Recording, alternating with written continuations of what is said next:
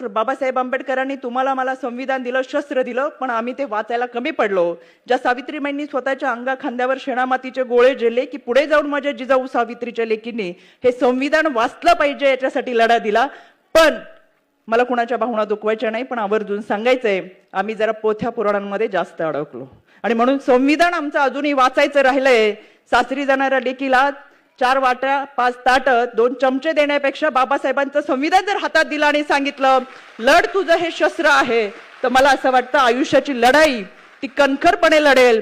कारण आईपणाचं फार मोठं जबाबदारीचं ओझं मानेवर घेऊन आपण जेव्हा वागतो त्यावेळेस मला त्या आईला आवर्जून सांगायचंय, बाईपणाची संकट अनेक सहन केली, बाईपणाच्या अनेक वेदना सहन केला, बाईपण म्हणून आपण ते झेलत आलो. पण आता जर तू आई असशील तर आईपणासाठी त्या लेकीच्या पाठीमागं मात्र खणकर उभी राहा, कारण आता मातृत्वाची लढाई सुरू होती. आणि म्हणून त्या आईने त्या मुलीच्या पाठीशी उभं राहून सांगितलं पाहिजे, लग्नाच्या बोहल्याच्या बाजारावरती आता तिचा लिलाव होता कामा नये, दिसण्यावरून नाही तर तिच्या कर्तृत्वावरून खऱ्या अर्थानं तिचा सन्मान झाला पाहिजे.